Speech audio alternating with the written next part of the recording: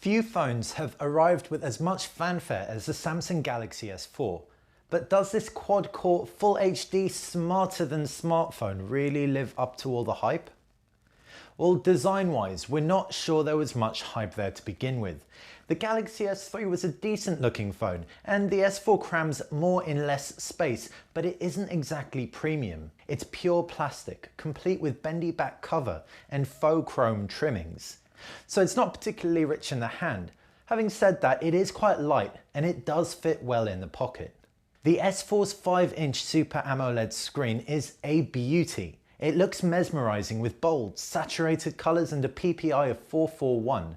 Pictures look crisp, text nice and sharp. The user interface is a point of both adoration and contention. On the one hand, the Galaxy S4 runs Android 4.2, the latest version of Jelly Bean, which is great. It's also loaded with a host of apps and smart features out of the box. These include the fantastic Air View, registering a hover as an input, previewing elements of the user interface. S-Plan is also incredible, with its application and the respective calendar widget offering the best looking calendar integration on Android, while Group Play can turn multiple S4s into a collective of surround sound speakers. Sounds great, right? But on the other hand, the Galaxy S4 interface goes a step beyond being too heavy. It's crammed with features, and between the over-the-top lock screen customizations through to the ridiculous 20 toggles in the notification bar, it's just plain confusing at times. What's more, the phone stutters every now and then, not something we'd expect from a quad-core phone, let alone the most powerful quad-core phone on the market. The 13-megapixel camera on the Samsung Galaxy S4 is the same sensor as found on the Sony Xperia Z, though the results are very different. In good lighting, it delivers amongst the best shots out there, stacked with detail, vibrant colors and good exposure levels. Low light, however, is the S4's main weak point in automatic mode. Flip it into night mode and things do get better, and the flash really is an excellent performer, but with no flash, you're gonna get a lot of grain. There are also plenty of shooting modes, such as Dual Shot, which simultaneously takes a picture of the photographer and the subject. You've also got something called Animated Photo, and it's a smart GIF creator, so you can get very BuzzFeedy with your Galaxy S4. Videos are recorded at Full HD and deliver the same strengths and weaknesses as the photographs, with strong detail and picture quality in bright daylight, but mediocre results as dusk dawns.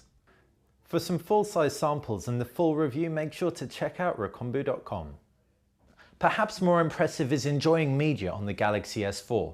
The big, bright, bold screen is perfect for full HD movies, and at 5 inches you have ample space to enjoy them on. Reading on it is a pleasure. Music is perhaps a weakest point though, given the phone's single rear-facing speaker, which is easy to cover up and muffle. It is better than the Sony Xperia Z, but it absolutely pales in comparison to the HTC One. With the cheapest Galaxy S4 costing £579 offline and packing 16GB, we don't even want to think about the price of the 32 and 64GB versions. It's expandable by up to 64GB via microSD card though, so unless you're an app hoarder or a gamer who needs shed loads of onboard storage, 16GB should be ample. When it comes to connections, the S4 has it all, and the kitchen sink. It's got Wi-Fi, Bluetooth, 3G, 4G, NFC, S-Beam, GPS. You won't be left wanting. Thanks to the ample screen, web browsing is also a treat, with sharp text and smooth panning and swiping. The stock browser even incorporates Air View, magnifying pages when you hover your finger over them. Speaking of smooth panning and swiping, performance from the 1.9 GHz Qualcomm Snapdragon 600 processor should be stellar, and most of the time it is. The phone benchmarks like a champ and plays games back flawlessly. What isn't so great though is that the user interface stutters. This baffled us initially. We soon realized turning off the abundance of smart features remedied this. What does this mean? TouchWiz is too heavy, far too heavy. Battery life is fantastic, easily lasting a full day thanks to the 2600 mAh battery inside.